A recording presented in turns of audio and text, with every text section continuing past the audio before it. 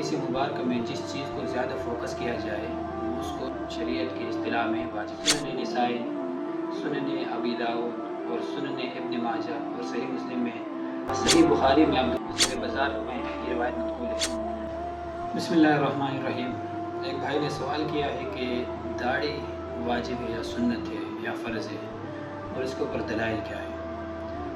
تو اس کا جواب یہ ہے کہ دیکھیے، ہر وہ چیز جس کے بارے میں احادیث مبارکہ میں اس کی تاکید آئے ہو اور زیادہ تاکید آئے ہو، ٹھیک ہے، یعنی احادیث مبارکہ میں جس چیز کو زیادہ فوکس کیا جائے اس کو شریعت کی اصطلاح میں واجب کہتے ہیں. داڑھی کے بارے میں جو روایت آئے ہے وہ یہ ہے: سنن نسائی، سنن ابی داؤد اور سنن ابن ماجہ اور صحیح مسلم میں عائشہ رضی اللہ عنہ فرماتے ہیں کہ 10 من الفطرہ، 10 چیزیں فطرت میں سے یعنی نیچر میں سے ہے، اور ان میں کیا ہے؟ ان میں اعفاء اللحیہ، داڑھی کا بڑھانا ہے. اسی طرح صحیح بخاری میں عبداللہ بن عمر رضی اللہ تعالیٰ عنہ سے روایت ہے کہ آپ صلی اللہ علیہ وسلم نے فرمایا: انحکوا الشوارب واعفوا اللحیٰ، کہ مونچھیں کم کرو اور داڑھیوں کو بڑھاؤ. تو یہاں بھی آپ صلی اللہ علیہ وسلم نے داڑھی بڑھانے کا حکم دیا ہے.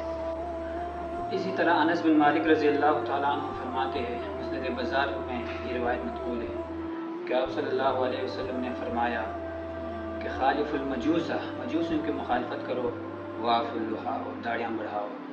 بہرحال اتنے دلائل ہونے کے بعد فقہاء نے، علماء نے، محدثین نے داڑھی رکھنے کو ایک مٹھی کے بقدر رکھنے کو واجب قرار دیا ہے. اور داڑھی کاٹنے کے شرعاً بہت سارے نقصانات ہیں. فقہاء نے 9 اس کے جو بڑے بڑے نقصانات ہیں وہ ان کی لسٹ بنائے ہے اور ان کو ذکر کیا ہے.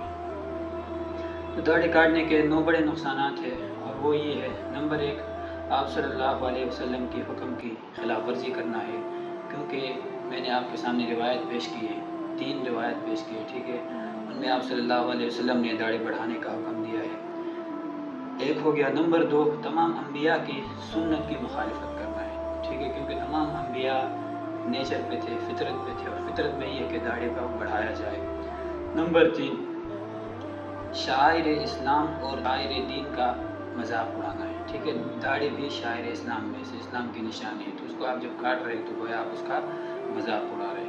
نمبر 4، چوتھا جو نقصان ہے وہ یہ ہے کہ کافروں کے ساتھ مشابہت ہے، ٹھیک ہے، چونکہ کافر لوگ داڑھی نہیں رکھتے، کاٹتے اکثریت، تو اس لیے آپ جب کاٹ رہے تو آپ بھی ان کے ساتھ گویا کہ مشابہت اختیار کر رہے ہو، اور اس مشابہت سے آپ صلی اللہ علیہ وسلم نے منع فرمایا. نمبر 5، عورتوں کے ساتھ مشابہت ہے، ٹھیک ہے، عورتوں کے ساتھ مشابہت کرنے والے مردوں پر آپ صلی اللہ علیہ وسلم نے لعنت فرمائی ہے.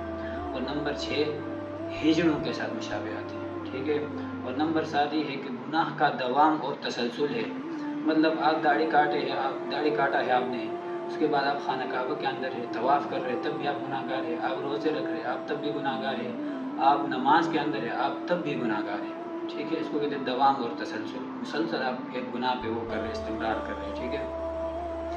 اور اسی طرح اعلانیہ گناہ، یہ داڑھی کاٹنا ایسا گناہ ہے کہ یہ آپ کھلم کھلا کرتے، لوگوں کو دکھاتے، اور ایک گناہ کو چھپ کے کرنا ہے وہ بھی گناہ ہے، لیکن اس کو دکھا کر کرنا، اس میں ذرا اس کے بارے میں جو وعید ہے وہ اور سخت ہو جاتی ہے، ٹھیک ہے. اور اس کے علاوہ جو ہے جو نقصان ہے وہ یہ ہے کہ تغیر لخلق اللہ، اللہ تعالیٰ کی پیدائش میں چینجنگ کرنا.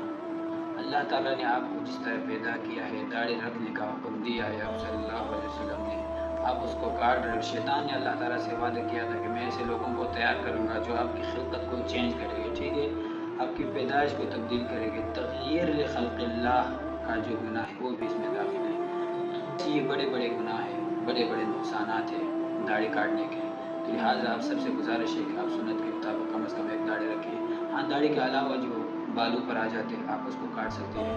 تو یہ بڑے بڑے نقصانات ہیں. اللہ پاک ہم سب کو عمل کرنے کی توفیق عطا فرمائے. وآخر دعوانا